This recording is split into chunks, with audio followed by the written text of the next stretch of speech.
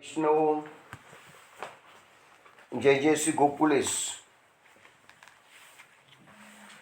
વૈષ્ણવો સત્સંગમાં ગઈકાલે આપણે બકાસુર વધની લીલા શ્રવણ કરી.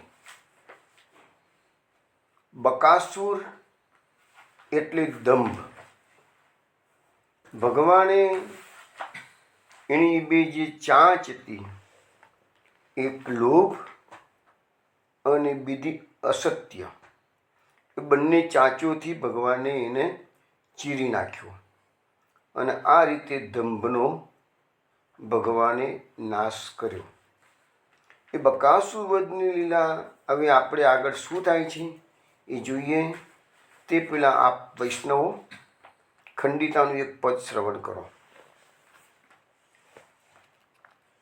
પિય બીન જાગત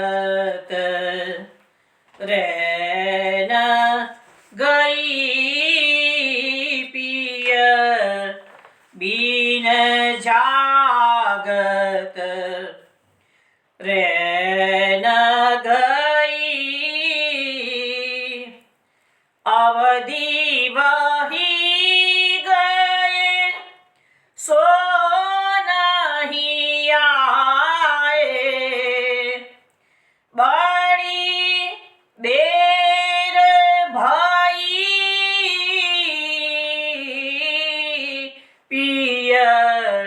બીન જાગત રેન ગઈ, કછુ કહત કરત કછુ, કોને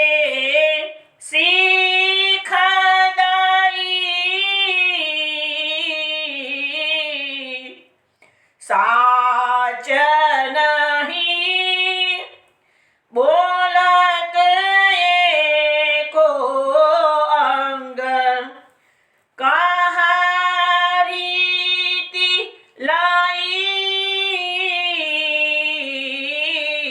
પિય બીન જાગત રેન ગઈ, कैसे कीजे विश्वास वचन को,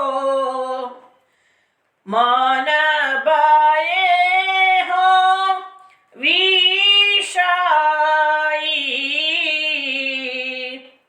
रसिक प्रीतम रावरी है छीन छीन, गति कछु प्रगट नाई, पिय बीन जागत रेन गई, पिय बीन जागत रेन गई. વૈષ્ણવ આ પદ આપે લલિત રાગમાં શ્રવણ કર્યું છે. હરિરાજજી મહાપ્રભુજી આ પદમાં ગોપી જે શ્રી કૃષ્ણનો ઉપાલંબ આપે છે એની વાત કરે છે. ખંડિતાના પદો પહેલા આપણે જોયા છે. વચન ખંડિત થયું માટે કીર્તનને ખંડિતાની લીલા, આ લીલાને ખંડિતાની લીલા કહેવાય છે. આ બધી લીલાઓ ખંડિતા છે, હિલક છે, એ શ્રીમદ ભાગવતમાં વર્ણવવામાં આવી નથી. આ બધી પુષ્ટિ માર્ગની વિશિષ્ટ લીલાઓ છે અને આ બધી લીલાઓનું ગાન આપણા ભગવદીઓએ કેમ કર્યું છે? એકમાત્ર વૈષ્ણવોનું મન કૃષ્ણમાં લાગેલું રહે. કેવી રીતે? તો જેવી રીતે ગોપીજનોનું લાગેલું રહ્યું. હવે અહીંયા ગોપી શ્રી કૃષ્ણનો ઉપાલંબ જે આપે છે એ કીર્તનમાં એવું સ્પષ્ટ લખ્યું નથી કે પ્રત્યક્ષ ઉપાલંબ છે કે માનસિક ઉપાલંબ છે, પણ ઉપાલંબ છે એ વાત ચોક્કસ. ગોપી કહે છે કે પિયે બીને જાગત રેન ગઈ. ભગવાને વચન આપ્યું હતું હું આજે રાત્રે તારો મનોરથ પૂર્ણ કરીશ. પણ આખી રાત નીકળી ગઈ છે, પ્રભુ પધાર્યા નથી. હવે તે કહે છે, અવધિ વહી ગઈ સો નહીં આય, બડી બેર ભાઈ. એમને જે વચન આપ્યું હતું એ સમય પૂરો થઈ ગયો કે છે, હજુ તો આયા નથી કે છે. ઘણો સમય નીકળી ગયો, આખી રાત રાહ જોઈ છે, પણ હજુ પ્રભુ પધાર્યા નથી. આપણે બીજા બધા જે ખંડિતાના પદો જોયા હતા પહેલાં, એમાં એવું હતું પ્રભુ મોડા પણ સવારે પધારે છે, પણ જ્યારે અહીંયા તો પધારે છે એવું કોઈ વાત કહેવામાં આવી નથી. હવે એ ગોપી કૃષ્ણને મનોમન ઠપકો આપતા કે છે, કછું કહત કરત કછું કોને શીખ દઈ.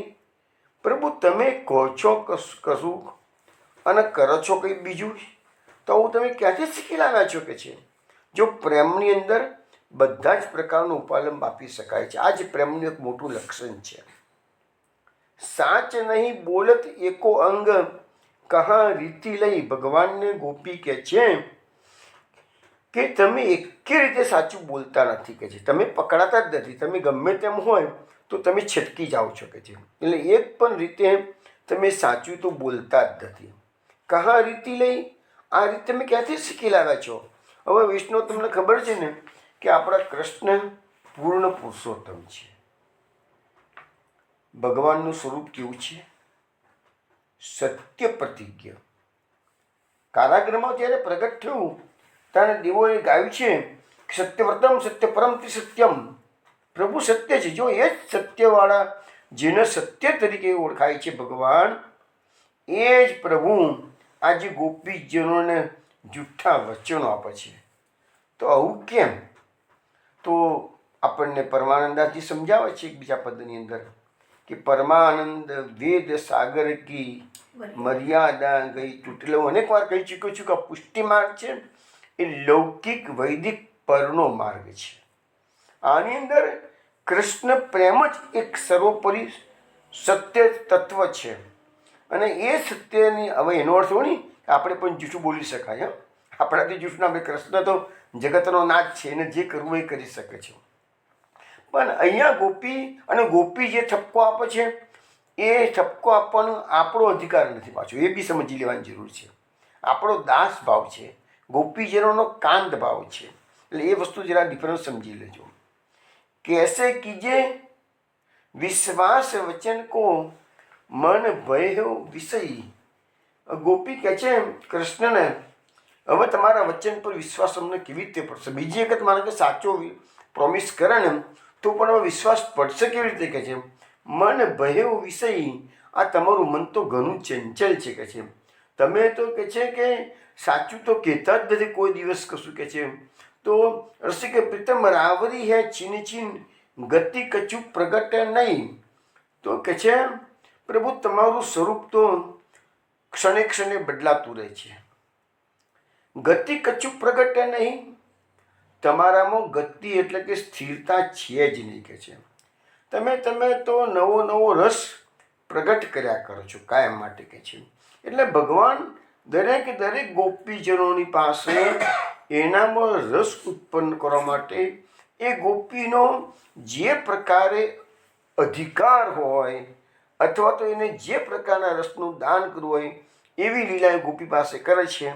એટલે મુખ્ય વસ્તુ એક જ છે કે ભગવાન વચ્ચે. એટલા માટે તો કહે છે ને એક પદ છે કે કહ ગયે પરસો બીત ગયે બરસો.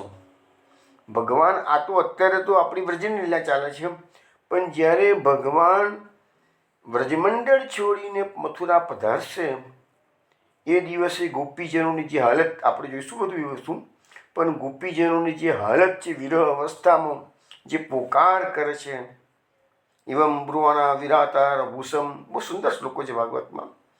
વ્રજે સ્ત્રીય કૃષ્ણ વિષક્ત માનસા રુરુદુહુ સુસરમ રાજન ગોવિંદ દામોદર માધવેતી. કૃષ્ણ ગોપીઓ છેલ્લે પોકાર કરી રહી છે કૃષ્ણનો. તો એ વખતે કૃષ્ણ એને વચન આપે છે. શું કહે છે? હું આવીશ, પાછો આવીશ કે છે. એટલા માટે તો કોઈ ભગવદીએ ગાયું કે કહે ગયે પરસો બીત ગયે બરસો. તમે પરસો તો આવવાનું કહી નહીં ગયા, પરમદેશ પાછો આવીશ કે છે, પણ વર્ષો વીતી ગયા, હજુ આવતા નથી. હવે એ કેમ? તો શું ભગવાનનું વચન ખોટું છે? ના, ભગવાન જાણે છે આ ગોપીજનોને જો હું એમ કહીશ કે હું પાછો નથી આવવાનો તો આ ગોપીજનોના પ્રાણ ટકશે જ નહીં, અહીંથી નીકળી જ જશે બધા પ્રાણ, બધા મરદાસ, વ્રજમંડળ આખું સ્મશાન ભૂમિ બની જશે જો આ બધા. કોઈ વ્રજવાસી એટલો કૃષ્ણ અને પ્રેમ એમને શરીર કેમ ટકાઈ રાખે છે? શ્વાસા અટકી રહી એવું ગોપીજન એક પદમાં કીધું. મારે શ્વાસ તો આસને કારણે શ્વાસ ટકી રહ્યો છે એવું એક પદમાં કહેલું છે. તો એ ગોપીજનો ભગવાન પધારશે અને અમે જો નહીં હોઈએ તો મારો સ્વામી, અમારો પ્રભુ કેટલો દુઃખી થઈ જશે કે છે. એટલે એ આશાએ એમનો શ્વાસ ટકી રહ્યો છે. તો એ ભગવાન કોઈ વચન ખોટા નથી આપતા. ભગવાનની લીલાનું જે સ્વરૂપ છે કે ભગવાનની લીલાનો જે પર્પઝ છે એ સમજવાનું ખૂબ અઘરું છે. એટલા માટે તો આપણને સમજાવવામાં આવે છે વારંવાર કે ભગવાનની લીલા સદૈવ ચિંતનીય છે. તો હવે આપણે આ ખંડિતાનું પદ આપણે સમજ્યા છીએ. હવે આપણે બીજું હિલગનું પદ પણ આપણે શ્રવણ કરીએ.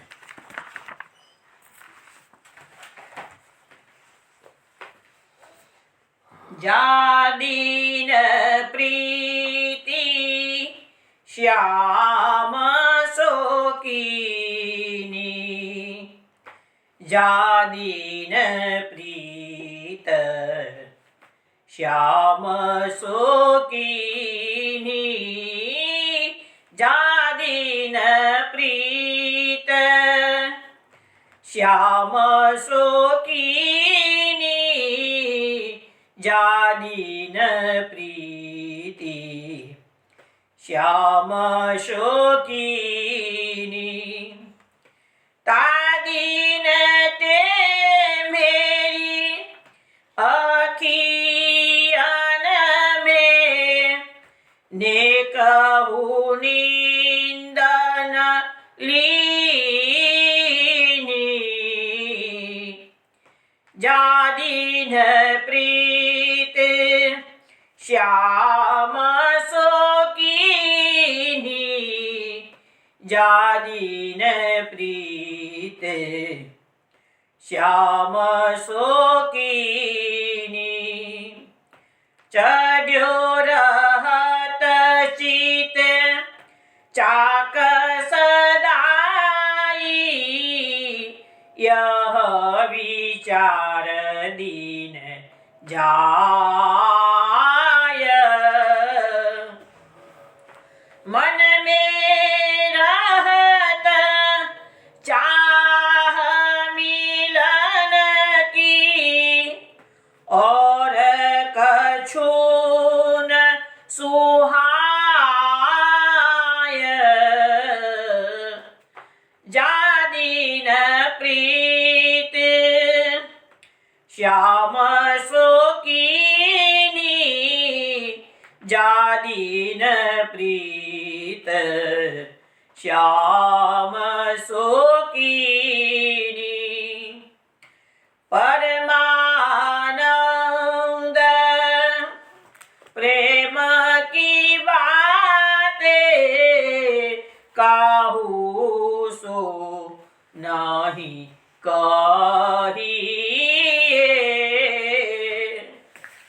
जैसे व्यथा मूक बालक की अपने जिय में सहिए,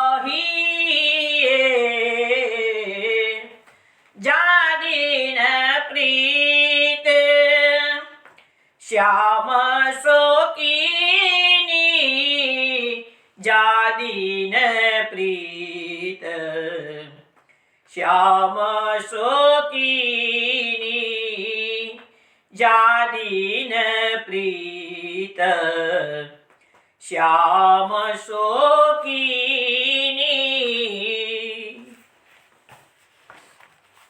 આ પદ આશાવરીમાં શ્રવણ કર્યું આપણે. હિલક એટલે પ્રેમની વ્યથા. પરમાનંદાસજી આ કીર્તનમાં સમજાવે છે કે જાદીને પ્રીતિ શ્યામ સુખીની, કે મેં જે દિવસથી કૃષ્ણ સાથે પ્રેમ કર્યો છે તે દિવસથી શું હાલત થઈ મારી કે છે, તા દિન તે મેરી અખિયન મેં ને કહું નિંદન લીની કે છે. એ દિવસથી મારી આંખોમાંથી ઊંઘ જતી રહી છે કે છે, નીંદ આવતી જ નથી કે છે. કારણ કે આખી રાત હું એ કૃષ્ણના જ વિચારો કરે. આ પ્રેમનું એક લક્ષણ છે. જે તમારું પ્રિય પાત્ર હોય એ તમારા મનમાંથી, તમારા હૃદયમાંથી, તમારા વિચારોમાંથી એ ખસશે જ નહીં. અને એ જ તો જ તમારો એ પ્રેમ કહેવાય. એટલા માટે સુરદાસના એક બીજા પદમાં પણ કીધું છે, એની બિના સે જે સુની મેરી લાગત તલફત રેન બિહાણી. ઉદ્ધવજી જ્યારે આવ્યા બ્રજમાં તને ગોપીજનોને સમજાવતા ઉદ્ધવજીને કહે છે કે પ્રભુ તો જતા રહ્યા છે, કૃષ્ણ અમને છોડીને કહે છે, પણ અમે તમારી રાત જે કાઢીએ છીએ તમારું મન જાણે છે કે છે, અમને શું લાગે છે રાત્રે કે છે, તલફત રહેને બિયાની, રાત્રિ અમારા માટે ભયંકર થયા છે, અમે તડપીને રાત કાઢીએ છીએ. એવા શબ્દો ગોપીજનોએ એ સુદાસી પદમાં વાપરેલા છે કે છે. બીજા એક પદમાં કહે છે, ઉદો મેં પૃથ્વીકર પછતાની મેં જાનત એસી ન ભેગી તો ઇન કશું ઓર થાની. એ ઉદ્ધવજી હું તો પ્રેમ કરીને આજે પછતાઈ છું કૃષ્ણની પાસે કે છે. પણ એમ કહીને પણ એ પોતાનો પ્રેમ વ્યક્ત જ કરે છે. એવું ના માનશો સચ પછતાઈ છે. મેં જાનત એસી ની ભેગી, જો મને એવી ખબર હોત કે કનૈયો આ ટાઈપનો છે કે છે, બધાને હેરાન જ કરે છે કે છે, તો કે છે ઇન કશું ઓર ઠાની, મેં બીજી કોઈ જગ્યાએ પ્રેમ કર્યો હોત કે છે. પણ આ કૃષ્ણ આવો છલ્યો છે મને ખ્યાલ હતો નહીં કે છે. બીજા એક પદમાં પણ સુંદર ભાવ બધા પ્રદર્શિત કરેલા છે કે અખિયા હરિદર્શન કી પ્યાસી દેખ્યો ચાહત કમલ નયન કો નિષદિન રહત ઉદાસી. ભગવાનને કે છે અને ગોપીઓ પોતાની વ્યથા ઠાલવતા કે છે કે અમે હરિદર્શન માટે સતત પ્યાસા રહીએ છીએ કે છે. એ કમલ નયનના દર્શન કરવા માટે અમે નિત્ય ચાહ્યા કરીએ છીએ. અમારી આશ જ છે કે છે. અને એ નથી દર્શન આપતો તો નિશ્ચિત રહત ઉદાસી, અમારું મન કાયમ માટે ઉદાસ રહ્યા કરે છે કે કૃષ્ણ ક્યારે મળશે, કૃષ્ણ ક્યારે મળશે કે છે. હવે એ જ વસ્તુ આ પદમાં આગળ આપણને સમજાવવામાં આવે છે. ચઢ્યો રહત ચિત્ત ચાક સદાઈ યહ વિચાર દિન જાય. હવે કે છે એના વિચારોમાં અમારું ચિત્ત ચકદોડે ચડે છે. અમે સૂતા જાગતા ઉઠતા બેસતા ખાતા પીતા શ્યામ શ્યામ શ્યામ શ્યામનું શ્યામ મન શ્યામ તન શ્યામી અમારો ધન હે, આઠો યામ ઉધો અમે શ્યામ સોહી કામ હે. એવું એક પદમાં આવે છે. તો જે ગોપીઓને કૃષ્ણ ગમી ગયો છે, અથવા તો જે વૈષ્ણવોને કૃષ્ણ ભક્તિમાં રમમાન થવાનું છે, એ લોકોને કૃષ્ણ સિવાય પેલું કહે છે ને કે નંદ કિશોર હમારો ઠાકુર ઓર જગત સબ ફીકો. દુનિયા આ પુષ્ટિ માર્ગનું જે મુખ્ય તત્વ, જે પ્રેમ તત્વ છે, એનું જે લક્ષણ છે એ આ જ છે કે જગત સંસાર તમને ફીકો લાગવો જ જોઈશે. જ્યાં સુધી સંસારમાં તમને આનંદ દેખાય છે, સંસારમાં કશુંક બી ઈચ્છા થઈ જાય છે, આ કરીએ તો મજા આવશે, આમ કરીએ તો મજા આવશે, ત્યાં સુધી એ કૃષ્ણનો પ્રેમ થયો નથી એવું માની લેવાનું. તો ચિત્ત સદાય ચકદોડે ચોરેલું છે. શું કે છે? मन में रहत चाह मिलन की और कच्छું ન સુહાય. આખો દિવસ કે છે અમારા મનમાં એના મિલન માટેની વિચારો જ આયા કરે, તડપણ થાય છે કે છે, અને બીજું કશું અમને સૂઝતું નથી. પરમાનંદ પ્રેમ કી બાતે કાઉસો નહીં કહીએ. પરમાનંદાસજી કે છે ગોપીજનો એમ કે છે કે અમારી આ પ્રેમની વ્યથાની વાતો અમે કોની પાસે જઈને કરી? કારણ કે સમહૃદયી હોય એની પાસે જ કહેવાય. ગોપી બહુ તો પોતાની સખી પાસે આ ભાવ વ્યક્ત કરી શકે છે, બીજા કોઈની પાસે આ ભાવ વ્યક્ત કરી શકતા નથી કે છે. તો જૈસે વ્યથા મૂક બાળક કી અપનો જીય મેં સહીએ. હવે અહીંયા પરમાનંદજી ઉદાહરણ જે આપતા કે છે કે મૂંગું બાળક, હવે એને કોઈ પણ પ્રકારની વ્યથા હોય તો કોઈને કેવી રીતે કહી શકવાનું છે? એ બાળકને તો અપને જીએ મેં સહીએ, એ બાળકને તો સહન કરે જ છૂટકો. કારણ કે બાળક છે એ મૂંગું છે, એટલે એને કશું ખાવા પીવાનું મન થાય અથવા તો એને કોઈ તકલીફ પડતી હોય તો પણ એ પોતાની માતૃશ્રીને, પિતાશ્રીને, અબ્બા બપ્પા જબ્બા જે કહેતા હોય કોઈને કહી શકતો નથી બાળક. કેમ? બે વસ્તુ છે. એક તો મૂંગું છે એટલે જવાન નથી, અને બીજું નાનકડું બાળક છે એટલે અભણ છે, લખતા વાંચતા. મોટી ઉંમરની વ્યક્તિ હોય, ભલે મૂંગી હોય, પણ એ અમુક નિશારા કરીને પણ સામેવાળાને સમજાવે કે મને શું જોઈએ છે, અથવા તો કમસે કમ લખીને સામેવાળાને સમજાવો.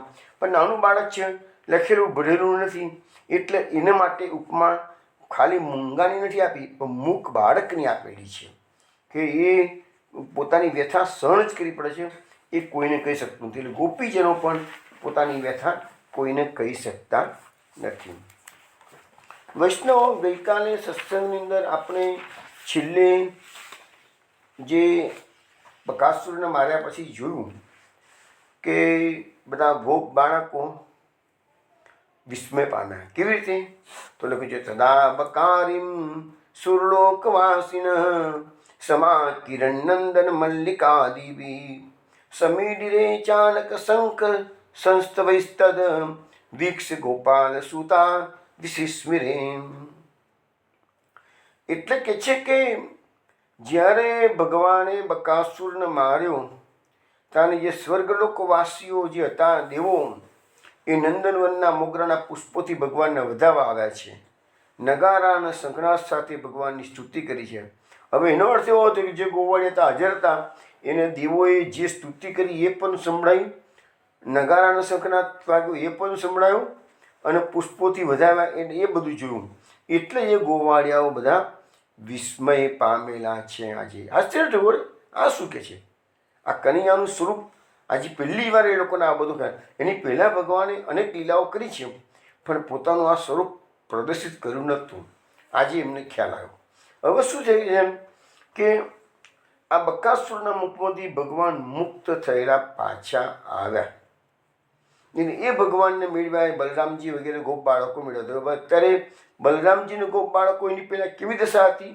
તો પ્રાણ વિનાના ઇન્દ્રિયોનો સમૂહ હોય એવા એમના શરીર નિશ્ચેત જેવા પ્રાણ વિનાના થઈ ગયેલા હતા. પણ જેવા કૃષ્ણ આવ્યા એટલે બધાના પ્રાણમાં પ્રાણ આવ્યા, બધા એમને ભેટી પડ્યા, બધા સુખી સુખી થઈ ગયા. અને પછી બધા વાચારડા ભેગા કરી અને બધા વ્રજમાં આવીને બધાને કહેવા લાગે કે આજે કનૈયાએ આમ કર્યું, આજે કનૈયાએ તેમ કર્યું. મહાપ્રભુજી સુબોધરીજીમાં કહે છે, વાણી હૃદય પર આરૂઢ થઈ જાય છે એટલે બાળકો જે કંઈ બન્યું છે તે વ્રજમાં આવીને બધાને કહ્યું. હવે અહીંયા મહાપ્રભુજી સમજાવતા કહે છે કે ભગવત પ્રાપ્તિ ઘણી ઈચ્છનીય છે ને. મનુષ્ય જન્મનો જે સાર છે એ જ છે કે આપણને આ જીવનમાં જ કૃષ્ણની પ્રાપ્તિ થઈ જવી જોઈએ. જો તમે નથી કરી શક્યા કૃષ્ણની પ્રાપ્તિ, તો પછી કોણ જાણે અનેક જન્મો વીતી ગયા છે. અને મહાપ્રભુજી આ માર્ગ જે પ્રકટ કર્યો છે તો તમે સમજી શકો છો કે ભાઈ આ ભગવત પ્રાપ્તિનો માર્ગ છે. સેવાનું આચરણ કરીને, પુષ્ટિ માર્ગનું આચરણ કરીને લૌકિક સુખ સંપત્તિ વધારવા માટેનો માર્ગ છે જ નહીં. એટલે ભગવત પ્રાપ્તિ ઘણી ઈચ્છનીય છે એવું મહાપ્રભુજી જણાવે છે. અને તમે જ્યારે જ્યારે ભગવત પ્રાપ્તિ માટે સારામાં સારા પ્રયત્નો કરતા હશો તે વખતે લખે છે કે અનેક વિઘ્નો એમાં નિમિત્ત બનવાના છે. કારણ કે આરામથી ભગવાનની પ્રાપ્તિ એટલી ઇઝી નથી કે આપણે થોડુંક વિચાર્યું ને ભગવાન આપણી સામે હાજર થઈ જાય, એ શક્ય નથી કે છે. ભગવાન પૂરેપૂરી કસોટી કરે છે. ભક્ત કાચો છે, પાકો છે, બધાનું ભગવાનના બધાના અંતઃકરણમાં બેસી અને અંતઃકરણમાં કેટલા દોષો છે એ બધું જ ભગવાન જાણે છે. તો એ વિઘ્નો આવે છે, એ વિઘ્નો દૂર થાય તો ભગવાનની પ્રાપ્તિ થાય એવું અહીંયા કહેવામાં આવે છે. બકાસુરના મુખમાંથી મુક્ત થયેલા એમ કીધું છે એટલે પછી આ બધાનો ભગવાન પ્રત્યેનો સ્નેહ વધ્યો અને મહાત્મ્ય જ્ઞાન હવે એ લોકોને થયું. એ જે ગભરાઈ ગયેલા હતા બધા ગોપ બાળકો, એનો ભય દૂર જતો રહ્યો કે છે. અહીંયા એમ કીધેલું છે કે રામાદય શબ્દ એટલા માટે પ્રકટ કર્યો છે કે બલરામજી પણ ગોવાળિયાઓના જેવા જ અહીંયા ગભરાયેલા હતા અને એમના પણ પ્રાણ વિનાની ઇન્દ્રિયો થઈ ગયેલી હતી કે છે. હવે આગળ આપણને સમજાવે છે કે ભગવાને બકાસુરને માર્યો, પણ એટલા બાળકો જે હતા એ તો બધા જળ જેવા થઈ ગયેલા હતા, ગભરાઈ ગયેલા હતા. ભગવાન એ બાળકોની નજીક ગયા અને બેભાન અવસ્થામાં પડેલા, દુઃખથી પડેલા હતા, એ ઊભા થયા નહીં. પણ ભગવાન તેમની પાસે ગયા અને સદાનંદ ભગવાનનું આલિંગન બધાએ કર્યું. પછી બધા રાજી થઈ ગયા. ને પછી ખ્યાલ આવ્યો કે ના ના, કૃષ્ણ તો જીવતા છે. પહેલાં એવું લાગ્યું કે પેલો અસુર ગળી ગયો છે કે છે.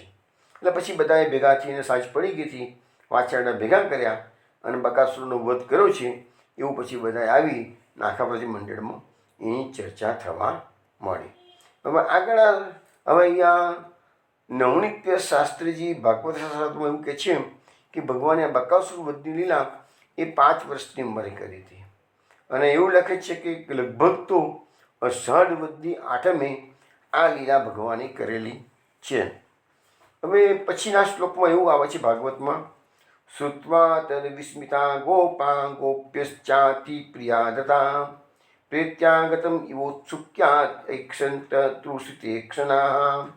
એટલે કહે છે કે હવે આ બધી વાતો વ્રજવાસીઓએ સાંભળી એટલે ગોપો અને ગોપીઓ પણ વિસ્મય પામ્યા. ગોપીઓ અતિ પ્રિયથી આદર પામી. અતિ પ્રિય કોણ છે? તો ભગવાન. ભગવાનથી ગોપીઓને આદર મળ્યો. મૃત્યુમાંથી પાછા ફર્યા, ઘણા પ્રેમથી તૃપ્તિરહિત નેત્રોથી ભગવાનના દર્શન કરવા લાગી. એ ગોપીઓને હવે એ તો તમને જે છઠ્ઠું વલ્લભાખ્યાન છે ને એમાં આપણને સમજાવવામાં આવેલું છે કે આ વ્રજવાસીઓ ભગવાનના દર્શન કરવા માટે આખો દિવસ આતુર હતા. અને જ્યારે ભગવાન સાંજે પધારે ત્યારે બધા એમના સ્વાગતમાં તોડા વળીને ભગવાનના દર્શન માટે ઊભા રહેતા હતા.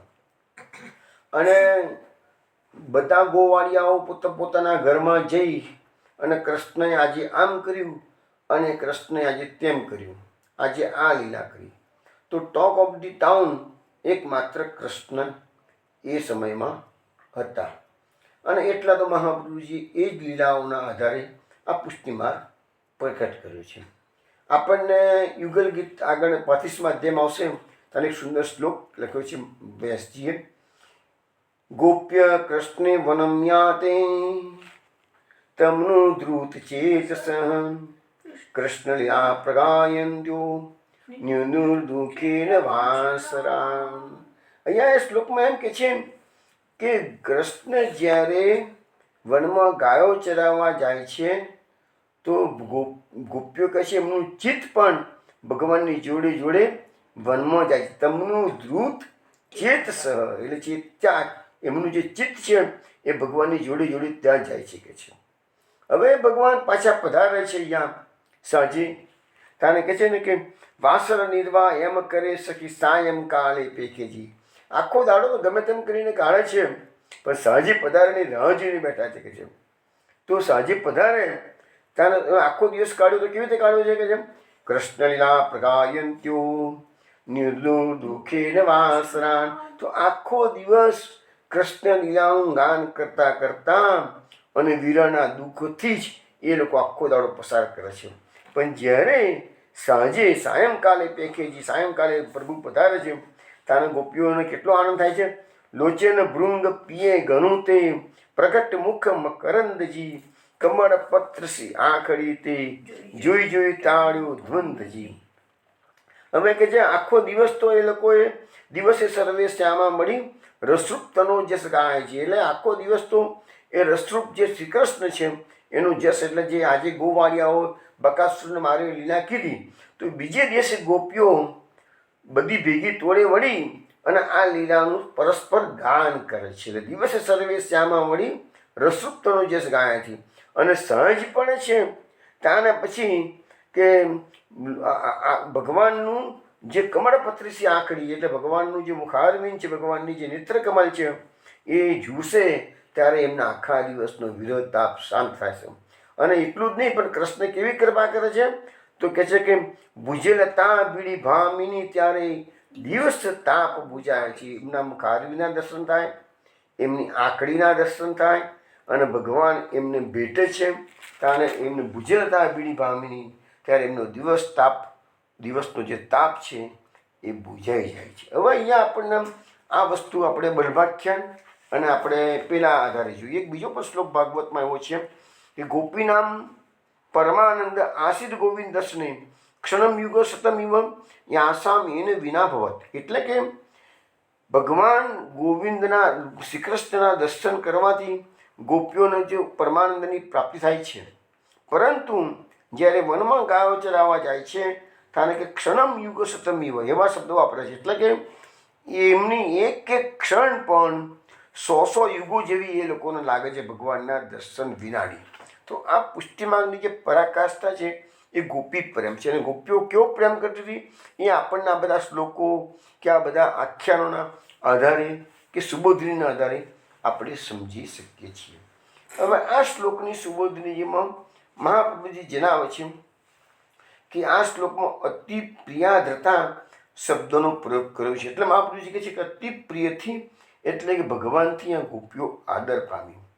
પછી કારણ કે ભગવાને બધાને એક એક ગોપીજનોને આદર આપીને ભેટ્યા છે ને, એટલે દરેકને માન આપ્યું છે. ને પછી આગળ આવશે ને કે દરેકને સકલ બ્રજમાં પોઢિયાવાળું વિવિધ રસ સુખદાનજી. ભગવાન ગોપીજનોને કેટલું માન આપે છે કે રાત્રિ લીલાની અંદર જે ગોપીનો જે મનોરથ છે એને એ રસનું સુખનું દાન ભગવાન કરશે. તો અહીંયા આપણને સમજાવે છે મહાપ્રભુજી કે ભગવાન એમનો આદર આપે છે, ઘણા આનંદથી ગોપીજનો દર્શન કરે છે. પ્રેમની ઔત્સુક્ય લખ્યું છે કે ઔત્સુક્ય એટલે કે ત્રિસાતુર નેત્રોથી દર્શન કરવા લાગી.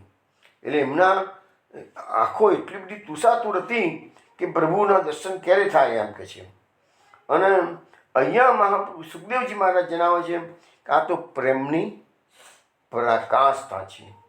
હવે એમને જે દર્શનની તીવ્ર ઈચ્છા થઈ ગઈ, ભગવાનની ઈચ્છા પૂરી તો કરી કે છે, પણ એમનો સ્નેહ કેવો હતો? મર્યાદા રહિત હતો. કેમ? તો એ ગોપીજનો ઘરકામ કરતા હતા, પણ જેવું ખબર પડી કે કૃષ્ણ ગાયો ચરાવીને પાછા આવી રહ્યા છે એટલે ઘરકામ પડતા મૂક્યા છે. હવે એમના પતિદેવો હોય, ઘરના બધું બાંધવો હોય, એ લોકોએ રોક્યા હોય તો કોઈની પરવા એમને કરી નથી કે છે. એટલે લોક મર્યાદાનો ગોપીજનોએ ત્યાગ કર્યો છે. અને એટલા માટે કીધેલું છે કે જેમ કે પરમાનંદ વેદ સાગર કી મર્યાદા ગઈ તૂટ. અત્યારે ગોપીજનો લૌકિક વૈદિકને ગણતા જ નથી, પ્રભુના દર્શન માટે એટલા આતુર થઈ ગયેલા છે.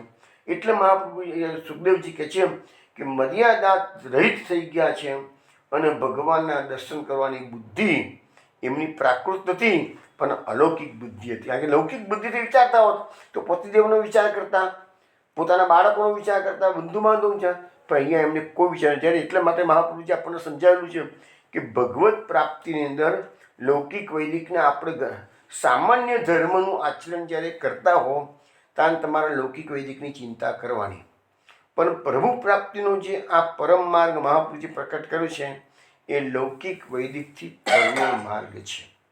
આ બધા શ્લોકોમાંથી સુબોધનીજીમાંથી આપણે આ બધું સમજવા પ્રયત્ન કરવાનો છે. હવે આગળ આ બકાસુર વધની કથા આખા ગોકુલમાં, આખા વંદરાવનમાં ફેલાઈ ગઈ, ચારે બાજુ વ્રજમંડળમાં. નરેન્દ્રજીની પાસે વાત પહોંચી ગઈ, આજે કનૈયાએ તો મોટો અસુર માર્યો છે કે છે. ના, રોજે રોજનું છે બધું, રોજે રોજની બધી લીલાઓનું ગાન વ્રજમંડળમાં. આખો મેં કીધું ને આખો દિવસ વ્રજવાસીઓને ઘરકામ કરવાનું, પણ સાથે સાથે સવારે દધિમંથન ચાલતું હોય તો એ બધા લીલાનું ગાન થતું હોય છે. ભગવાન ગોકુલ છોડી વ્રજમંડળ છોડીને મથુરા ગયા તો એમની ઘેરાજીમાં પણ ગોપીજનો કૃષ્ણને ભૂલ્યા નથી અને લીલાનું ગાન થાય છે. એટલે આપણે જ શીખવાનું છે કે આપણે 24 કલાક ઘરકામ કરતા હોઈએ, નોકરી ધંધો ગમે તે કરતા હોય, પણ આપણે જીભ પર કૃષ્ણનું નામ અને જીભમાં ના રહે તો કમસે કમ મનમાંથી કૃષ્ણને બહાર ખસેડવાના નથી. સતત એનું સ્મરણ. અને આ સત્સંગ જે ચાલે છે એમાં પણ એ જ વસ્તુ છે કે એને તમે સતત વાગોળતા રહેજો, બસ તો જ એનો આનંદ વિશેષ આવશે. પછી એક કાને સાંભળી બીજા કાને કાઢી નાખ્યું તો એનો કોઈ અર્થ નહીં રહે. હવે અહીંયા નંદરાજીનો શું વાત થઈ છે જો આગળ કહેજો. અહો પતાસ્ય બાલસ્ય બહવો મૃત્યુઓ ભવન અપ્યાસિત વિપ્રિયમ તેષામ કૃતપૂર્વમ યતો ભયમ. હવે કહે છે કે નંદરાયજી કહે છે અરે આ બાળકના દુઃખના કારણો ઘણા હતા, પરંતુ જે આ બાળકના દુઃખનું કારણ થયું તેનું જ અનિષ્ટ થયું, કારણ કે તે બધાએ પહેલાં બીજાને ભય કર્યો હતો. જો હવે અહીંયા એક નંદરાયજી વાતની અંદર એક કર્મનો સિદ્ધાંત આપણને સમજાવી રહ્યા છે. અત્યારે નંદરાયજી ત્યાં વાતો કરતા બોલ્યા છે, પણ આપણને સમજાવે છે કર્મનો સિદ્ધાંત. કયો સિદ્ધાંત? કે જે અસુરો ભગવાનને મારવા માટે આવ્યા તો એ અસુરોનું જ અનિષ્ટ થયું છે, ભગવાનનું અનિષ્ટ થયું. એવી રીતે આપણે આ સંસારમાં આવ્યા છીએ, પણ આપણે જો કોઈનું પણ અનિષ્ટ કરવાનું વિચારીશું તો એટલું સમજી લેજો કે અલ્ટિમેટલી ઉપર આકાશમાં ફેંકેલું બાણ છેવટે નીચે ધરતી પર જ આવે છે. એવી રીતે તમારા મનનો એક કુવિચાર એ અલ્ટિમેટલી તમને જ હેરાન કરશે. બીજાનું અનિષ્ટ કરવા જશો તો તમારું અનિષ્ટ, એ સિદ્ધાંત આની અંદર આપણને સમજાવવામાં આવે છે. ગીતાની અંદર પણ કીધું છે કે ગહના કર્મનો ગતિ. આપણે જે કર્મ કરીએ છીએ પણ આપણને ખબર નથી એનું ફળ શું મળવાનું છે. કર્મને એવા અધિકાર તે માં ફલે શું કદાચ છે. બે મિત્રો હોય, એક સરખા કાર્ય કરે છે, છતાં બંને મિત્રોનું ફળ અલગ અલગ મળે છે. તો કેમ? તો ગહના કર્મનો ગતિ, કર્મની ગતિ બહુ ગહન છે. એટલે જે બીજાનો નાશ કરવાનો વિચારે છે એનો જ નાશ છેવટે થતો હોય છે. એનો સાર એવું છે કે અહીંયા શું કહે છે મહાપ્રભુજી સુબોધિનીજીમાં કે આ બત શબ્દનો પ્રયોગ એટલા માટે કર્યો છે, અરે અરે આ શું કહે છે એમ. તો આપણા ખરાબ નસીબે છે આ એક જ બાળકને આટલા બધા ઉપદ્રવ સહન કરવા. આ કૃષ્ણને કેટલા બધા ઉપદ્રવો સહન, કે બધા જે આવ્યા અસુરો એ કૃષ્ણને મારવા આવ્યા છે, બીજા કોઈ ગોપ બાળકોને અસર નથી કરી, બધી કૃષ્ણ થઈ છે. તો શું કહે છે? પૂતનાથી લઈને બકાસુર સુધીના જે દૈત્યોએ આ બાળકનું અનિષ્ટ કરવા પ્રયત્ન કર્યો, તેથી આ બાળકનું તો કોઈ અનિષ્ટ થયું નથી, પણ એ અનિષ્ટ કરનાર દૈત્યોનું જ મરણ થયું. આમ એના કારણની કલ્પના કરે છે કે કૃતપૂર્વમ મિતો ભયમ, એટલે કે પહેલાં આ અસુરોએ બીજા કોઈને માર્યા, બીજાને ભય કર્યો. હવે બીજાને તમે ભય કર્યો છે અને આજે તમે કૃષ્ણને મારવા આવ્યા છો, તો જૂનું જે દોષો કરેલા છે એ દોષોનો બદલો ભગવાને આજે એને આપી દીધો અને આજે એમને મરવું પડ્યું કે છે. બીજાને મારવા હતા તો આજે એ પોતે જ મરી ગયા છે કે છે. એમ કહે છે એટલે બીજાનું અનિષ્ટ ક્યારેય પણ કોઈ વિચારવું નહીં, કારણ કે વિચારોનું પણ સામર્થ્ય છે. તમે સારા વિચારો કરશો તો એની અસરો તમારા બોડી પર બી પડે છે, અને તમે દૂષિત વિચારો કરશો તો એની અસર બી તમારા મન પર, બોડી પર, સ્વાસ્થ્ય પર, બધા પર પડે છે. અને ઇવન તમારા ધાર્મિક પ્રગતિ પર પણ અસર કરે છે. તમે ધર્મનું આચરણ ગમે તેટલું કરતા હો, સેવા કરતા હો, સત્સંગ કરતા હો, પણ મનમાં જો કોઈના માટે કડવી લાગણી પણ સહેજ પણ કરી આવતા નેગેટિવ ફિલિંગ્સ પણ જો તમને કોઈના પ્રત્યે પણ આ બધું શાસ્ત્રો આપણને સમજાવે છે. આ બધું તો જેટલી નેગેટિવ ફિલિંગ્સ તમે કોઈના વિશે પણ નેગેટિવ ફિલિંગ્સ લાવો છો એ તમને ધર્મની અંદર રૂકાવટ લાવે છે. હવે આ થિયરીઓ બધી છે ને થોડી સમજવાની અઘરી છે, પણ આપણે એમ માની લઈએ છીએ કે આપણે આટલો બધો ધર્મ કર્યો છે, પણ આપણે મનને તપાસવું જ પડશે. આ બધું આપણને સમજાવે છે કે મનમાં તપાસો, ઊંડે ખાંચરે કોઈ કુવિચાર તો ઘૂસી નથી જતો. હમણાં આપણે વત્સાસુર વધની વાત હમણાં ગઈકાલે આપણે સમજ્યા, પરમ દિવસે. તો વત્સાસુર વધમાં શું છે? આપણા જે દોષો છે એ મનમાં બાળક જેવા થઈને આવે છે. એટલે મનમાં જ્યારે દોષ પ્રવેશે છે ને ત્યારે સૌથી નાનો હોય, એક કુવિચાર મનમાં આવે, નાનકડો, મોટો નહીં, નાનો. પણ એ નાનકડો બાળક એ અસુર થઈને આવે છે, નાનું બાળક બનીને આવે છે શું. અને ધીરે ધીરે ધીરે તમે એને પોષશો એ કુવિચારને, તો પછી ધીરે ધીરે ધીરે ધીરે એનું મોટું સ્વરૂપ, એટલે મોટું અત્યારે વત્સ બનીને આવ્યું છે, અને પછી જે અસુરનું રૂપ ધારણ કરશે. માણસના મનમાં જે કુવિચાર આવે, સ્ટાર્ટિંગમાં નાનકડો જ કુવિચાર આવે, પછી એમાંથી મોટું સ્વરૂપ પકડાય છે. તો એ વત્સાસુરને ભગવાને એ અસુર બને એ પહેલાં જ નાનો હતો અને એને મારી નાખ્યો ભગવાને. તેવી રીતે આપણે પણ આપણા દોષને ઉગતામાં જ ડામી દેવાનું આપણને ભાગવત શીખવાડે છે.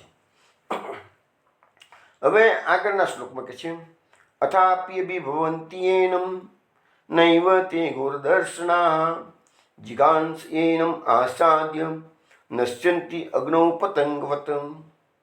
આ દૈત્યો ઘોર દેખાવાળા હતા, બધા કદરૂપા હોય, હંમેશા દૈત્યો હોય તો કોઈ સુંદર ના, ભલે પૂતના સુંદરી બનીને આવી હતી પણ અસલમાં તો ઘોર હતી.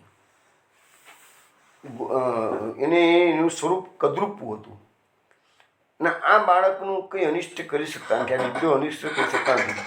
એટલે અહીંયા ઉદાહરણ આપવાનું છે, પતંગિયા જેમ અગ્નિ પાસે આવીને નાશ પામી તેમાં બાળકને મારવાની ઈચ્છાથી એની સામે આવેલા દૈત્યો નાશ પામી છે. એટલે જો અહીંયા પતંગિયાનું ઉદાહરણ આપવામાં આવ્યું છે. પતંગિયું એ દીપકને પ્રેમ કરે છે અને એ પ્રેમ એના મરણનું કારણ બને છે. એ હવે અહીંયા પતંગિયું જે દીપક પાસે જાય છે ને, એ પતંગિયું દીપકને મારવા નથી જતું પણ પ્રેમ કરે છે. પણ જ્યારે અસુરો વ્રજમાં આવ્યા છે, એ કૃષ્ણને પ્રેમ કરવા નથી આવ્યા પણ કૃષ્ણને મારવા આવ્યા છે. તો અહીંયા ઉદાહરણ એટલા માટે આપ્યું છે કે એની નજીક આવે છે તો પતંગિયું મરી જાય છે, બળીને ભસ્મ થાય છે. એવી રીતે કૃષ્ણ એ પણ એક દીપક અગ્નિ સમાન છે. મહાપ્રભુજી વૈશ્વાનર અને શ્રી કૃષ્ણ એ જ શ્રી વલ્લભ. તો શ્રી કૃષ્ણ પણ વૈશ્વાનર છે, તો અગ્નિ સ્વરૂપ છે. તો અગ્નિની પાસે ભક્તો ટકી શકે છે. એ અગ્નિ ભક્તો માટે દાહક નથી પણ અસુરો માટે દાહક છે. પતંગો જેવી રીતે અગ્નિમાં બળીને ભસ્મ થાય છે, એવી રીતે અસુરો આ કૃષ્ણરૂપી અગ્નિ પાસે આવી અને બળીને ભસ્મ થયા એટલે મરી જાય છે. તો એવું રીતે ઉદાહરણ આપવામાં આવ્યું છે કે સુબોધનીજીમાં મહાપ્રભુજી કહે છે, ભગવાનનો પરાભવ કરવા આવેલા કોઈ ભગવાનનો પરાભવ ક્યારેય કરી શકે નહીં કહે છે. એનો અર્થ એવો નથી કે દૈત્યોમાં સામર્થ્ય હતું નહીં, દૈત્યોમાં ઘણું સામર્થ્ય હતું અને જાણીતું એમને ભલભલા દેવોને હરામ્યા છે. બધા દૈત્યોએ ભલભલા રાજા મહારાજાઓનો સામર્થ્યહીન કરી નાખેલા હતા, પણ એ બધા દેવો, આટલા સામર્થ્યવાળા દેવો પણ અને સામર્થ્યવાળી અસુરો પણ ભગવાનને મારવાની ઈચ્છાથી એમની પાસે આવી અને પોતે જ નાશ પામે છે. તો અહીંયા લખ્યું છે કે આ બે કર્મનો સિદ્ધાંત અહીંયા આપણને સમજાવવામાં આવે છે કે બુરું કરનારનું છેલ્લે બુરું જ થતું હોય છે કે જે અસુરો જેવી રીતે નાશ પામ્યા એટલે ભગવાનની પાસે તમારે જવું હોય તો વેર બુદ્ધિથી જજો. કે નો ડાઉટ આગળ આપણને જણાવવામાં આવશે જ કે આ બધા અસુરોને ભગવાને ઉત્તમ ગતિ પ્રાપ્ત કરાવી છે. એક મોટા મોટો ભગવાનનો આ મોટો ગુણ છે. એમનું નુકસાન અત્યારે દેખાય, મરી ગયા નુકસાન લાગે, પણ હકીકતમાં તેમને ઉત્તમ ગતિ પ્રાપ્ત ભગવાને બધાને કરાવી છે. પણ સામાન્ય રીતે લૌકિક રીતમાં જઈએ તો ભગવાનની પાસે આપણે પણ લૌકિક કામ, જે રીતે પેલા અસુરો એમને મારવાની ઈચ્છા થઈ ગયા, એવી રીતે આપણે ભલે ભગવાનને આપણે મારવાનું ના ઈચ્છતા હોઈએ પણ લૌકિક કામનાઓ તો રહીએ જ છે ને, જે ભગવાનને ગમતી નથી હોતી. તો એવી લૌકિક કામનાઓથી ભગવાનની પાસે ક્યારેય જવું નહીં. આપણે એટલું અર્થઘટન એવી રીતે કરીએ. હવે આગળ કહે છે કે અહો બ્રહ્મ વિદામ વાચો ના સત્યા સંતિ કરીચિતમ ગર્ગો યદાહ ભગવાન અન્વ ભાવી તથૈવ તથ. એટલે કહે છે કે આનંદરાયજી બોલે છે બધું કે બ્રહ્મ જાણનારાઓની વાદી કદી અસત્ય હોતી નથી. ગર્ગે જે પ્રમાણે ભવિષ્ય ભાખ્યું હતું તે જ પ્રમાણે નંદરાયજીને અનુભવ થયો. હવે નંદરાયજી અત્યારે ગર્ગાચાર્યજીને યાદ કરી રહ્યા છે. તો જ્યારે નામકરણ વિધિમાં ગર્ગાચાર્યજી પધાર્યા હતા ત્યારે ગર્ગાચાર્યજીએ કહ્યું હતું કે આ બાળકથી તમે સર્વ સંકટોને સહેલાઈથી તરી જશો. એ શબ્દો આપણને 8મા અધ્યાયમાં નામકરણ વખતે આપણે હજી ચર્ચા કરી હતી. અને બીજું કીધું હતું કે આ તમારો જે પુત્ર છે એના ગુણો નારાયણ સમાન છે, નારાયણ સમૂહ ગુણી, એવા શબ્દો ગર્ગાચાર્યજી વાપર્યા હતા. તો અત્યારે નંદરાયજી ગર્ગાચાર્યજીની એ જ વાત કરે છે કે આ છોકરો તમારા ત્યાં પ્રગટ થયું છે. એવું તો કહે નહીં કે ભગવાન પોતે આવે છે, તો ભગવાન ના એ કહેવા ગયા હતા, પણ ભગવાને સાઈન ઈશારો કરી દીધો ગર્ગાચાર્યજીને. હમણાં કહે છે તાન્યમ વેદ નો જના, એમ કરીને ગર્ગાચાર્ય પછીનું સમાપન કરી દીધું. તાન્યમ વેદ નો જના, હું બધું જાણું છું કે છે, પણ લોકો જાણતા નથી. આવું મેડમ વડે કહી દીધું નંદરાયજીને કે હું બધું જાણું છું કે છે. એટલે પણ ભગવાને ઈશારો કરીને કહી દીધું હમણાં મારું રહસ્ય પ્રકટ ના કરશો કે છે. એટલે ગર્ગાચાર્યજી ભગવાનની વિરુદ્ધ તો કોઈ જવાની હિંમત કરી ના શકે. તો હવે નંદરાયજી ગર્ગાજીની વાતને યાદ કરી રહ્યા છીએ કે આનાથી તમે સહેલાઈથી સર્વ અડચણો અને સંકટોને સહેલાઈથી પાર તરી જશો. એટલે એક વાત યાદ આવી. હવે એનાથી સિદ્ધાંત નંદરાયજી પ્રકટ કર્યું છે. કયો? કે બ્રહ્મજ્ઞાનીઓની વાણી કદી અસત્ય હોતી નથી. હવે બ્રહ્મજ્ઞાની કોને કહેવાય? જે બ્રહ્મને જાણે છે એને બ્રહ્મજ્ઞાની કહેવાય. તો બ્રહ્મ જ્ઞાન છે એનાથી ફાયદો શું થયો? તો આપણા શાસ્ત્રો કહે છે એકેન વિજ્ઞાતન સર્વમ વિજ્ઞાતમ ભવતી.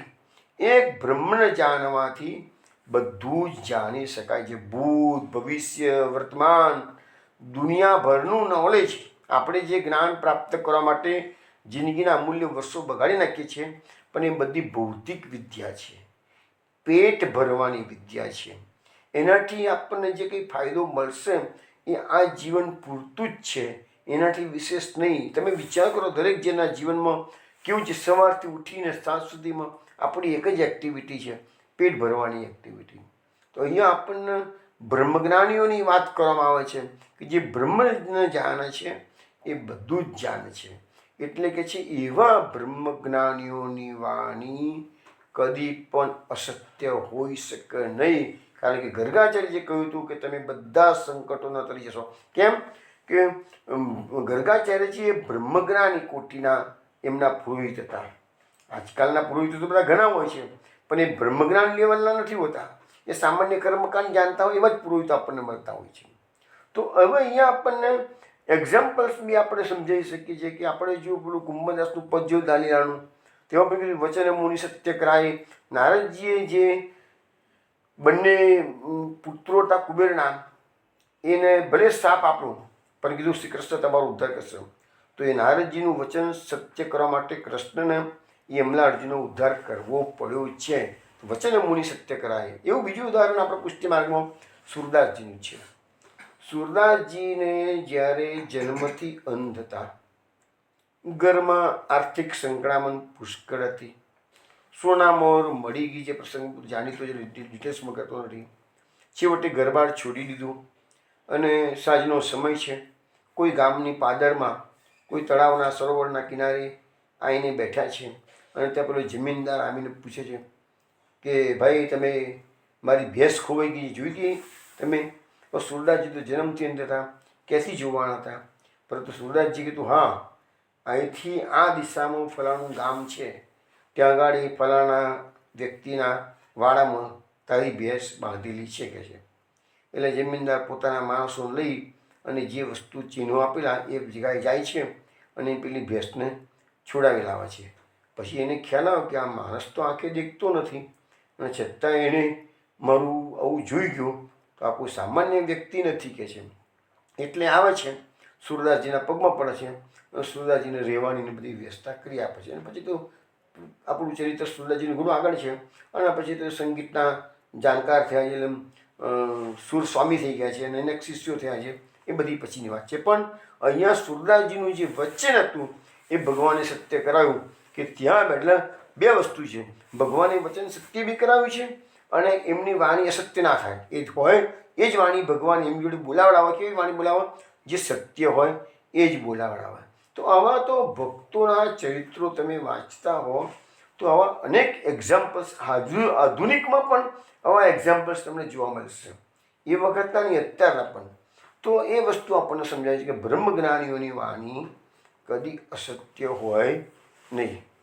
પછી આગળ આપણને સમજાવવામાં આવે છે ઇતિ નંદાદયો ગોપા કૃષ્ણ રામ કથા મુદામ કુર્વંતો રમમાણાશ્ચ ના વિંદન ભવ વેદનામ.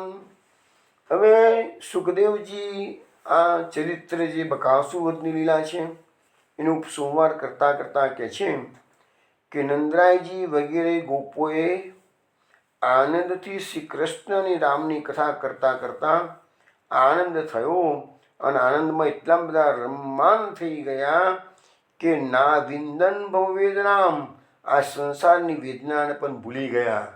હવે વિચાર કરો, અહીંયા આપણને કૃષ્ણ કથાનું મહાત્મ્ય આ શ્લોકમાં જણાવવામાં આવે છે. ત્રણ વસ્તુ બતાવી. શું છે?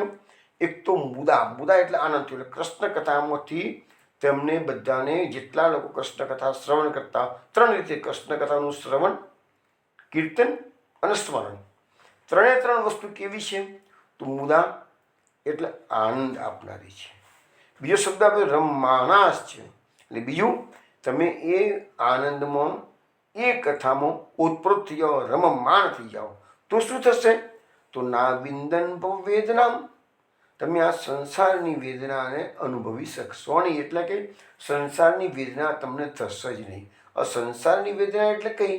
લૌકિક અલૌકિક બધી જ સંસારના. એટલે મહાપ્રભુજી આપણને સિદ્ધાંત મુક્તાવલીમાં સમજાવ્યું છે, તત સંસાર દુઃખસ્ય નિવૃત્તિ બ્રહ્મબોધમ. જો આ પુષ્ટિ માર્ગમાં આચરણ કરતાં કરતાં તમને સંસારના દુઃખની નિવૃત્તિ તો મહાપ્રભુજીએ એક્સ્ટ્રા બેનિફિટમાં આપી દીધી. જે મેઇન બેનિફિટ છે કૃષ્ણ પ્રાપ્તિ, એ તો મુખ્ય વસ્તુ છે, પણ સાઈડ પ્રોડક્ટમાં સાઈડના બેનિફિટ આપણને જે આપી દીધા છે, એમાં સંસારના દુઃખની નિવૃત્તિ અને બ્રહ્મબોધન એટલે બ્રહ્મજ્ઞાન. જે થોડી વાર પહેલાં કહ્યું ને કે બ્રહ્મજ્ઞાનીની વાણી પ્રભુ કદી અસત્ય કરતા નથી. તો બ્રહ્મજ્ઞાન થવું એ તો પુષ્ટિ માર્ગમાં સાઈડની પ્રોડક્ટ છે. સંસારના દુઃખની નિવૃત્તિ એ આપણું ધ્યેય નથી, પણ પ્રભુ આપણને એક્સ્ટ્રા આપી દે છે. કે તો લખ્યું છે ને કે ભવની વેદના એ લોકોની દૂર થઈ ગઈ. કૃષ્ણ કથાના 3 બેનિફિટ: આનંદ, રમમાન અને સંસારના દુઃખોની નિવૃત્તિ. હવે અહીંયા ભવ એ શબ્દ પર વાત કરીએ ને તો ભવ એટલે આવા જવાની જે પ્રક્રિયા ચાલે છે એને પણ ભવ કહેવાય. એટલા માટે તો 3જા સ્કંદની અંદર જ્યારે સમજાવવામાં આવશે રોગન રાજા અને જડ ભરત સંવાદ, એમાં ભવાટવીની કથા આવશે, એમાં પણ ભવ શબ્દ આવે છે. ભવ વટા અટવી. ભવ એટલે જન્મવું અને અટવું એટલે આ સંસારમાં અટવાઈ જવું. એટલે જન્મની આ પ્રક્રિયા છે અને આપણે બધા અટવાઈ ગયેલા છે, અને અટવામાંથી મુક્ત થવું, બહાર નીકળવું, પ્રભુ પ્રાપ્તિ કરવી, એનો માર્ગ એ આ પુષ્ટિ માર્ગ.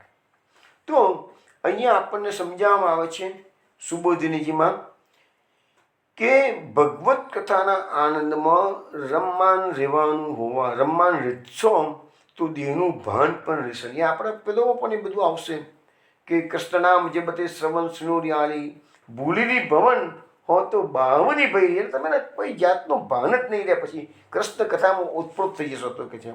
એટલે કે દેહનું ભાન રહેતું નથી. આત્મા અને બ્રહ્મની એકતાનો અનુભવ થતો. હવે જો આત્મા અને બ્રહ્મની એકતાનો અનુભવ પુષ્ટિ માર્ગમાં મુખ્ય એ વસ્તુ જ્ઞાન માર્ગની છે. પુષ્ટિ માર્ગમાં આ વસ્તુ કઈ નથી. પુષ્ટિ માર્ગમાં તો પ્રભુ પ્રાપ્તિ, કૃષ્ણ ચેત કૃષ્ણસ્ય મોક્ષ કૃષ્ણસ્ય ચેત ધ્રુવમ. આપણું ચિત્ત કૃષ્ણમાં એકાકાર થઈ જાય એ જ આપણો મોક્ષ કીધેલો છે, એ પુષ્ટિ માર્ગ છે. પણ અહીંયા આત્મા અને બ્રહ્મની એકતાનો અનુભવ આ વ્રજવાસીઓને ભગવાને કરાયો.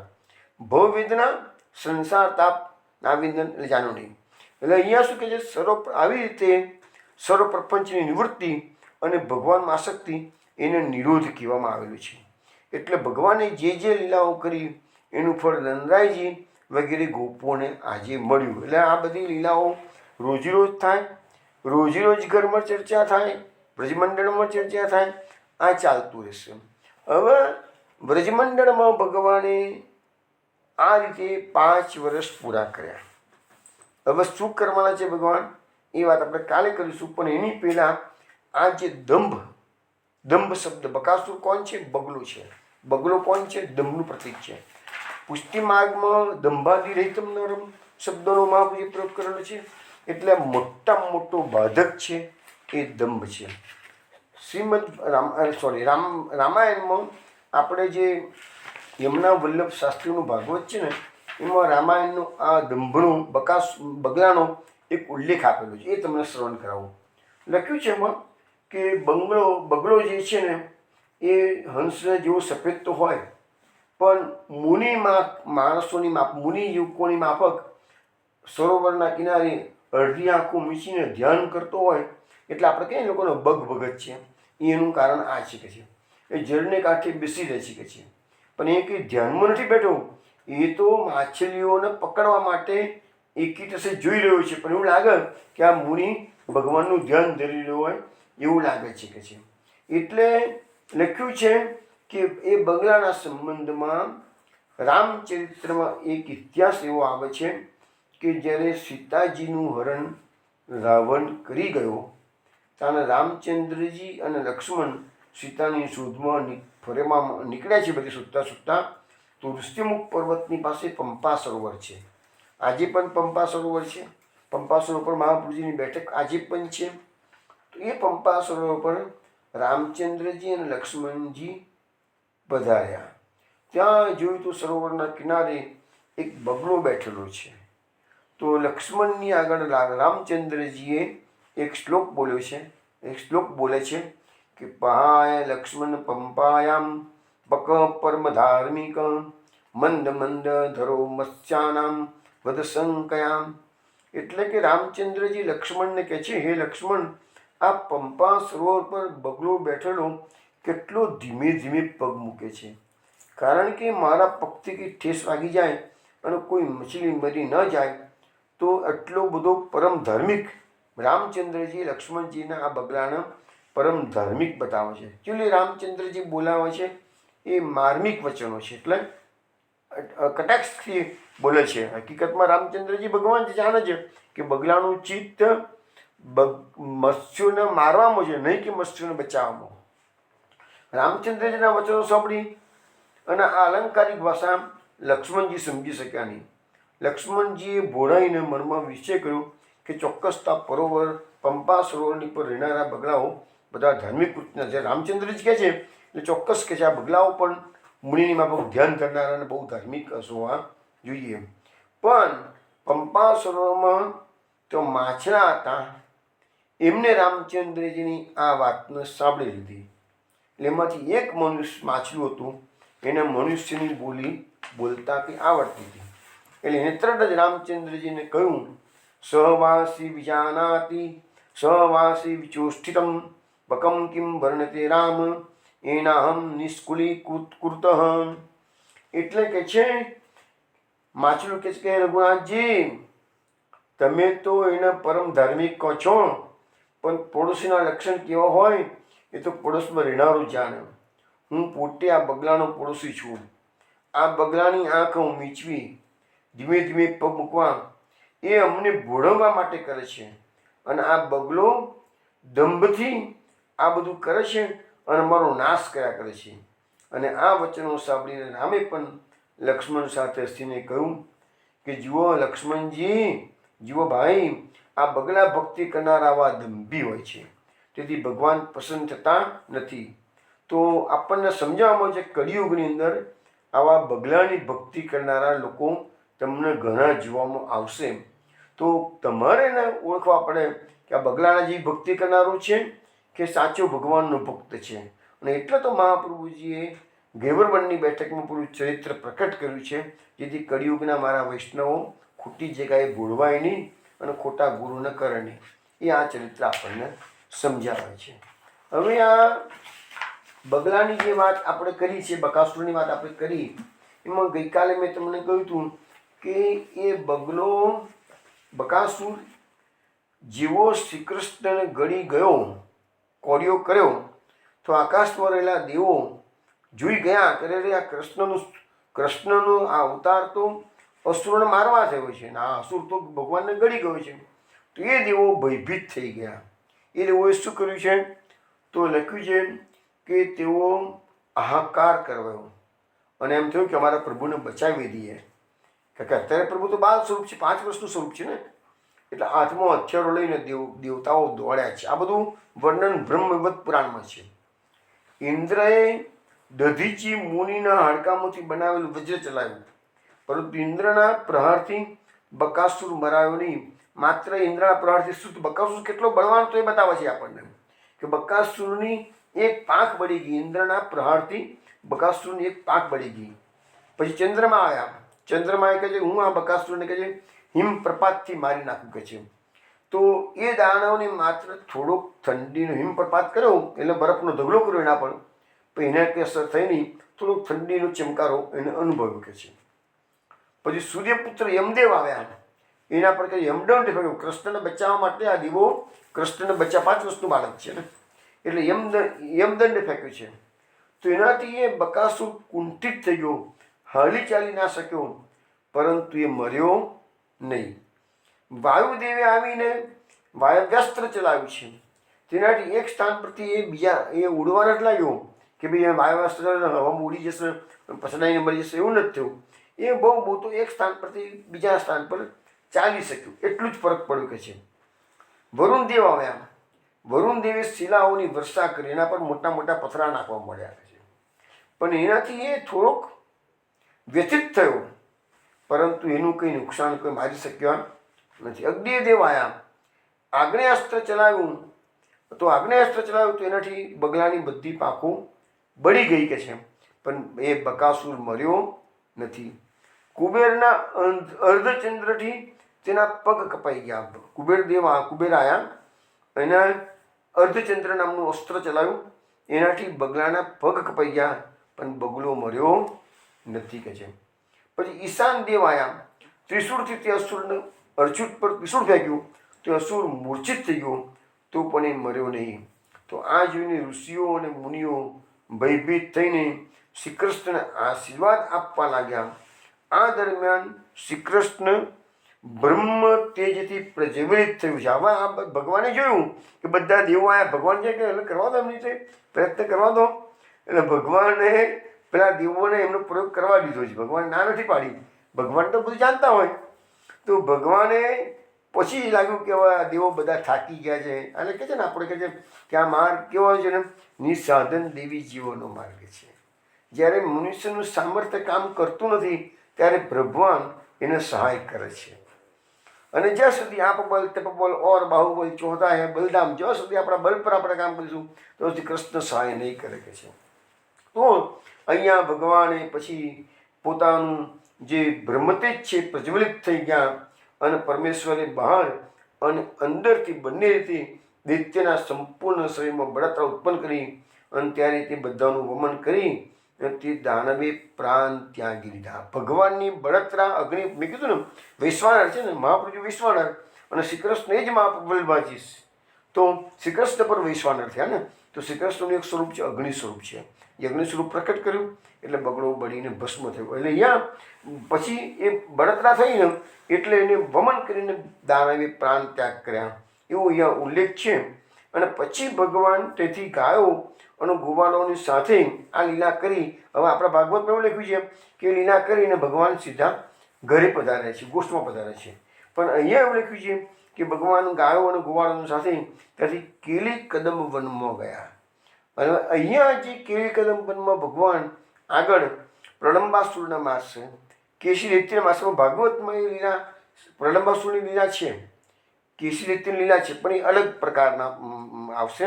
એટલે આપણે ભાગવત પ્રમાણે જે છીએ, પણ અહીંયા બ્રહ્મવત પુરાણમાં બકાસુરને, પ્રલંબાસુરને અને કેશી દૈત્યને એક જ દાડે માર્યો છે એવો ઉલ્લેખ છે. અને બકાસુર, પ્રલંબાસુર અને કેશી દૈત્ય એનો પૂર્વ જન્મ પણ બતાવેલો છે. પણ એ વસ્તુ આપણે આજે લેતા નથી કે કાલે પણ નહીં લઈએ. જ્યારે પ્રલંબાસુરનું ચરિત્ર આવશે તે વખતે પાછી આ કથા તમને વિશેષમાં આગળ તમને હું શ્રવણ કરાવીશ. અને કાલે આ 11મા અધ્યાયનો જે છેલ્લો શ્લોક છે એના પર મહાપુરુષે એક્સ્ટ્રા ઓર્ડિનરી સુબોધની લખેલી છે. અને એ જે આપણને કહીએ છીએ ને કે ભાગવતના જે ગૂઢ અર્થો છે એ કાલે તમે શ્રવણ કરશો તો ખબર પડશે કે ભગવાનની એક એક વાતોને મહાપ્રભુજી કેવી રીતે સુંદર રીતે પ્રકટ કરી છે. એ કાલે જ એક શ્લોકમાં કદાચ કાલે નીકળશે, 1 કલાક એવું લાગે છે. જોઈએ ભગવાનની શું ઈચ્છા છે. પણ આ તો તમને સમજાવ્યું કે બહુ ગૂઢ અર્થો કાલે પ્રકટ કરવાના છે. ચલો વિષ્ણુ, કાલે રાત્રે 8 વાગે મળીશું. જય જય શ્રી ગોકુલેશ. જય જય શ્રી ગોકુલેશ. જય જય શ્રી ગોકુલેશ.